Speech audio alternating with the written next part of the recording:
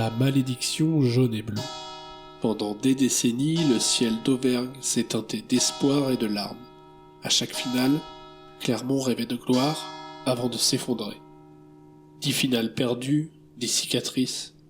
Mais les volcans ne meurent jamais. Ils dorment, et un jour, ils grondent. En 1925, il y a tout juste 100 ans, cette année, l'ASM entrait dans l'élite du rugby français, et depuis, le club auvergnat ne l'a pas quitté.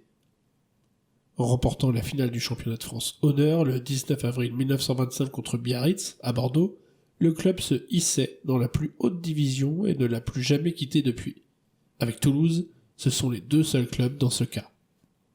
L'histoire du club de rugby de Clermont-Ferrand a commencé quelques années avant 1925 et l'entrée dans l'élite, en 1911, avec la création par Marcel Michelin de l'association sportive Michelin.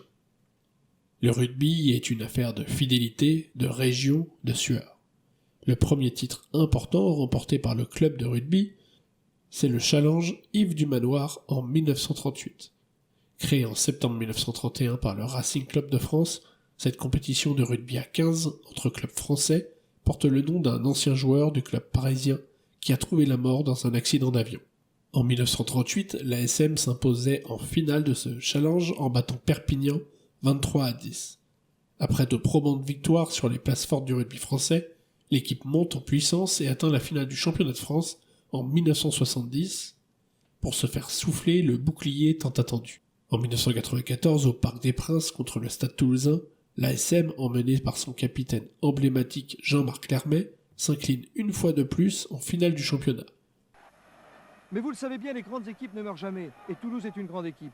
Sur un ballon gagné en touche, le Stade Toulousain a un sursaut d'orgueil. D'abord une tortue, organisée par les avants du stade, pour fixer un maximum de Montferrandais. Pour éclairer l'avenir de Toulouse, Delo envoie une chandelle dans le ciel du parc.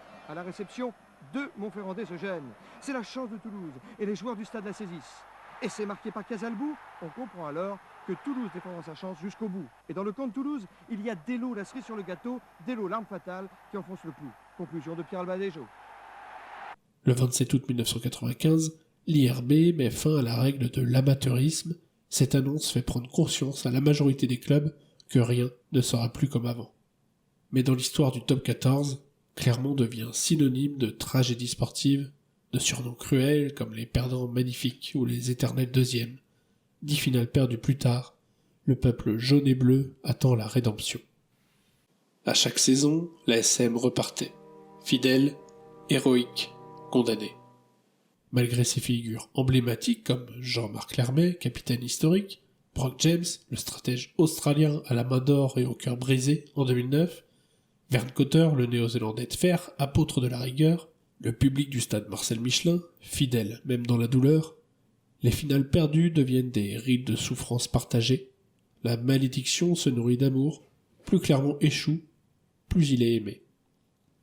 En 1994, et pour la 5e fois de son histoire, l'ASM dispute donc la finale du championnat, le 28 mai, face au Stade Toulousain.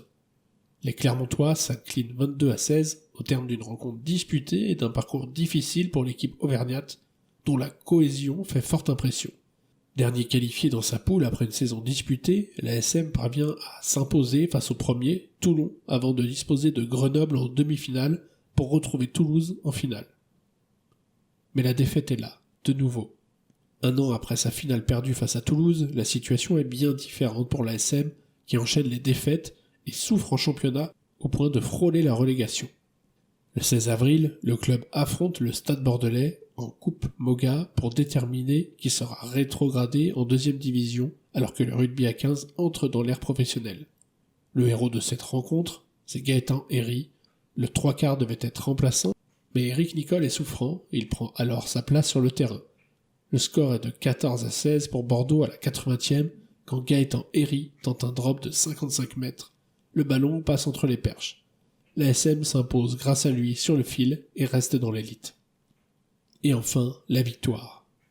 Le 27 février 1999, le club de rugby clermontois remporte son premier challenge européen à Lyon en battant Bourgoin-Jallieu 35-16, avec notamment 6 pénalités de Gérald Merceron, qui reste encore aujourd'hui le meilleur buteur du club, avec 2704 points à son crédit.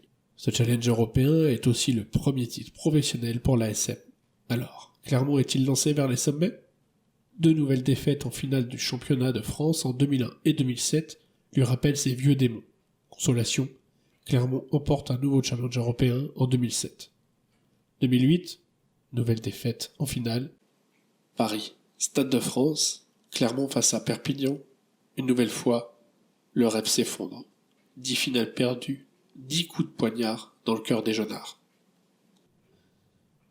2009 symbolise le fond du gouffre. Brock James vit l'enfer et passe à côté de son match. Les images font le tour du rugby français, des hommes à genoux, en larmes.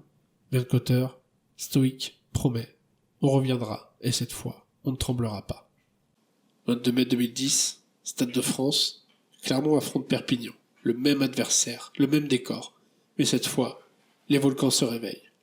C'est Mario Ledesma. Fond d'alignement, c'est Alexandre Lapendry qui s'est élevé pour prendre ce ballon. Brock James qui lance Aurélien Rougerie qui slalom et qui sert maintenant plein champ. Anthony Flash qui perce. Stoppé sur la ligne des 22, il a du soutien avec Brock James. Il y a le feu encore dans le camp de l'USAP. Brock James qui résiste à 2 plaquages. Stoppé à 5 mètres de la ligne. Il faut que ça éjecte vite sur Cudmore. Cudmore à la percussion. Il y a des hors-jeux, un avantage en cours à négocier déjà. Libération lente, Morgan Parra qui lève la tête. Il va faire les bordures, Yann Alaga à l'intérieur en puissance sur Nicolas Durand. Que dit Monsieur Berdos et c'est accordé. L'équipe est en mission. Guidée par Rougerie, Malzieu, James, Bonner, Parra. 3e de la phase régulière du top 14, l'ASM bat d'abord le Racing 92 en barrage dans un match coup près, 21-17. Puis les jaunes et bleus atteignent leur 4e finale de suite en battant Toulon en demi-finale, après prolongation 35-29. Comme l'an passé, Clermont retrouve le Perpignan de Jacques Brunel sur la pelouse du Stade de France. La même affiche 2 ans d'affilée, ça n'était pas arrivé depuis la saison 1938-1939. Les premiers points sont inscrits par le jeune Clermontois Morgan Parra, 21 ans. L'ancien bergalien, futur meilleur joueur de la saison, en marquera 11 lors de cette soirée. Au quart d'heure de jeu, le Fidjien Napoleoni Nalaga plonge dans l'embut perpignanais pour ce qui sera le seul essai de la rencontre. À la 69e d'une finale maîtrisée par la SM, l'arrière Anthony Flock, des 44 mètres, envoie un drop assassin entre les perches du tenant du titre. Résultat, 19-6. Pas une finale flamboyante, mais une victoire d'homme. Coup de sifflet final et le stade explose. Après 10 finales perdues, Clermont est champion de France. La malédiction est brisée. Après 99 ans d'attente, l'ASM est champion de France de rugby. Les joueurs auvergnats soulèvent le bouclier de Brennus au Stade de France. Le lendemain, plus de 60 000 personnes sont rassemblées, place de Jaude et ailleurs, pour célébrer ce succès tant attendu en communion avec leur équipe. La victoire n'est pas toujours une habitude. Parfois, c'est une délivrance. Clermont nous a appris que la fidélité et la douleur peuvent enfanter la gloire. Que l'éternel deuxième, un jour, devient champion. Et qu'au pied des volcans d'Auvergne, les rêves finissent toujours par éclater.